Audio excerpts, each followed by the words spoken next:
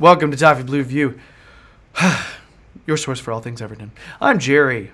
Joining me at this point, we've got Terry and Max. They're good guys. This guy's name is a lot of times accompanied by a groan. You hear that often. People look at the starting team and they go, "Ugh, Walcott." You know what I mean? It's a lot of groaning. Most Everton supporters at the moment are not really on the Walcott hype train, if I'm allowed to say that, being 40 years old. But he's been starting lately. Marco's been running him in the starting lineup. Why do we feel like Silva's giving him the nod lately? Terry, you wanna start there? I think off camera you were lamenting the same question. So, would you have anything you want to start us off with that one? I mean, I don't get it. I don't understand why he's persistent with him when there's another really good option in the squad who everyone from fans to, sports media to the club itself, Ademola Lookman, the manager, the director of football, everyone has made a big deal about how he's a big part of the squad and, he's gonna play and he's not even on the bench at the minute and Walcott's not playing well. Now, I was saying off camera how, people are getting a little bit, too extreme with Walcott. For me, he's certainly not on my to sell list. There's a lot of players I think we need to shift out before we even start to consider shifting out Walcott. I think over a season, a player like him with his experience and his quality, he has got quality, will be invaluable. You'll need him across a season. But at the minute, there's no way he should be starting. Ademola Lookman should be starting ahead of him at the very least. And if not, how well Bernard's playing, try Richarlison on the right. He's played him up front, he's played him on the left. I'd play him on the right. He might not be as effective there cutting inside, but that's the same thing with Lookman. Lookman prefers to play on the left, but he gets made to play on the right and make the most of it. So we could do it with Richarlison. Say, right, well, you play in straight lines, you're direct, you're powerful, you're quick. Get on that right hand side and give the left back a problem and cut inside if you want. I just don't see what Walcott is doing at the minute to keep his place because he's not adding anything to the team and he seems to be coming off every game and it's not an unjust frustration from supporters. They know there's other players who can play there and should be playing there and they're not seeing them. I just don't get it. Max, obviously Marco Silva knows a lot about football. But this is a widespread complaint from a lot of supporters. Like, what's the deal with Walcott getting the start continuously? He's the only natural right-wing player that we have out of all of. I mean, we've got three players who naturally slot into that left forward position. Lookman, Bernard, Richarlison, they all prefer to be on the left, despite being right-footed players. They all like to cut in. So Walcott's our only natural fit. But is it his straight-line speed the reason that he's playing more? Or is it... I mean, I actually felt like the past two games he tracked back more than I had seen him track back the rest of the season. I agree. Obviously coming back after that break, you look at subjectively look at the opposition. Cardiff, very slow, static defence, having that type of breakaway speed, introducing Walcott, and it worked. Obviously, he didn't have as great as the games, and when you compare that, and I think where the complaints are coming in from Everton, when you compare that to the left-hand side, and how Bernard's busting his ass full 90 minutes. It just doesn't compare. Walcott's often caught out, and it's magnified by, for example, Coleman's poor. You said Coleman has kind of started playing better, but he just come off a poor run as well, and that just he was exposed thanks to lack of coverage on the right hand side by Walcott. So it's just a lack of consciousness, isn't it? And Walcott's a funny case. Obviously, he broke through as a youngster, and he had such potential going from Southampton to Arsenal, and he personally wanted to play as a centre forward, which I do think, as Teddy said, that could be useful going forward. but I don't think he's ever quite lived up to that potential. I mean, I agree with that. I think a lot of Arsenal supporters would agree with you on that as well, based on how. He was so hyped. He was so hyped when he was young and up and coming. You know what I mean? So I still think he could be. I still think he could be really effective in our system though. If he started, as I say, look at Schneiderlin and how he's decided to start upping his work rate in training, and you're starting to see the result of that. If you work on more defensive coverage, and I'm sure the performances would simply improve.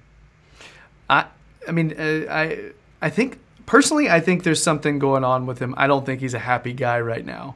This is going to seem weird and like treating him like a human, and I apologize to viewers and listeners for treating Walcott like a human.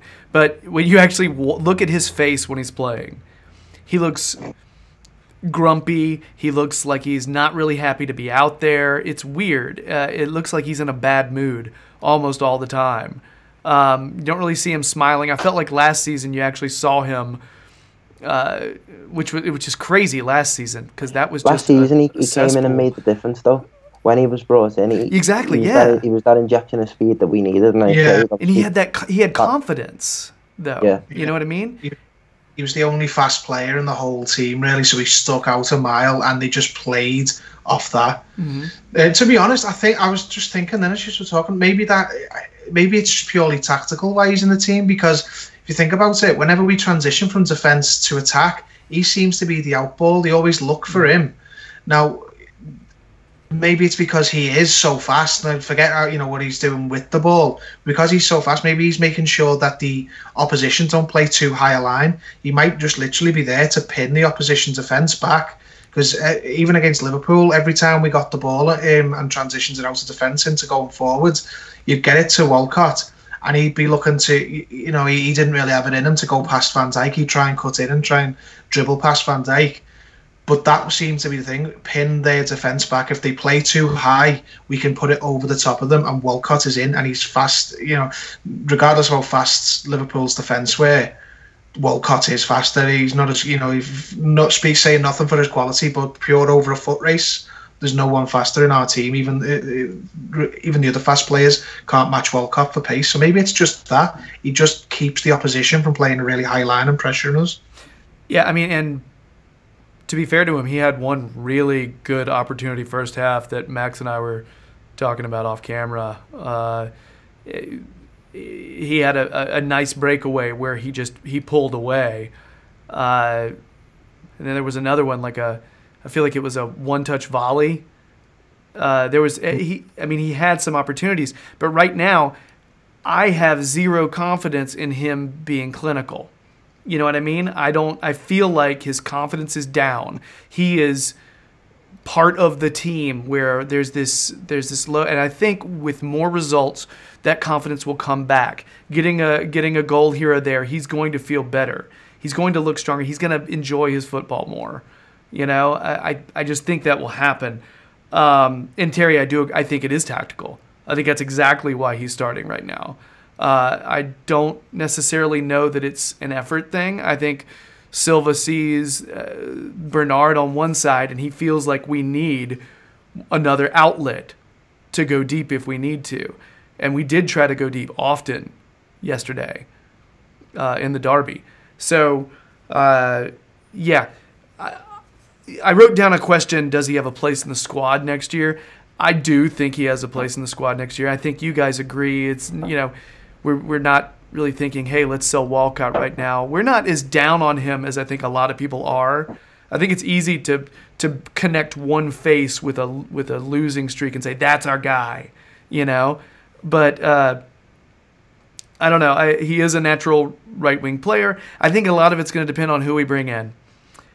Who else is coming in, and is somebody else not happy, and how that could work. I definitely think we're going to buy a player in his position, but with two players for each position.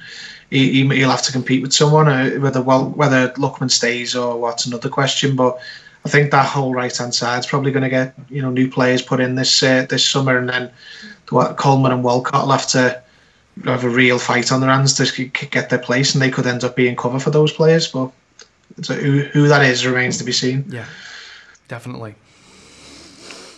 Be really curious the type of what positions that Marcel Brands brings in. Really curious about the positions, especially if people who have shown flickers of promise end up leaving. I'll be really curious as to why. Yeah, man. So Walcott, not really performing the way we'd prefer, but at the same time, it's not as bad as a lot of people make out. I think we'd agree, and we think the reason he's playing is tactical because of his speed, essentially. And we don't really have anybody else that fast that can play that side. We just don't. So, all right. I guess that's it for our Theo Walcott segment. We'll see if he actually starts next game. No idea on that one. Against, what is it, Newcastle? Yeah. Mm-hmm. All right, so if you've been digging the videos, please subscribe to the Toffee Blues YouTube channel. We'd really appreciate it. If you want more Terry, check out the Liverpool Echo fan Gerry. He'll show up there every once in a while giving some analysis on the Blues. So check his Twitter for that. Check out Max's Twitter because he'll be letting you know where he's going to be showing up next. But he's always got analysis on the Toffee Blues website, so you can check that out. This is our final video segment for this little recording segment. We are going to do a quiz, so if you want to switch on over to the podcast, you can catch If You Know Your History. It'll be a math quiz between Terry and Max, and pretty much this is Max's kryptonite, and when he's had a celebratory day, this will be interesting to see how well Max hangs tough. I think it could be fun, except for Max. So guys, thanks so much. Let's go do a quiz. All right, and bye.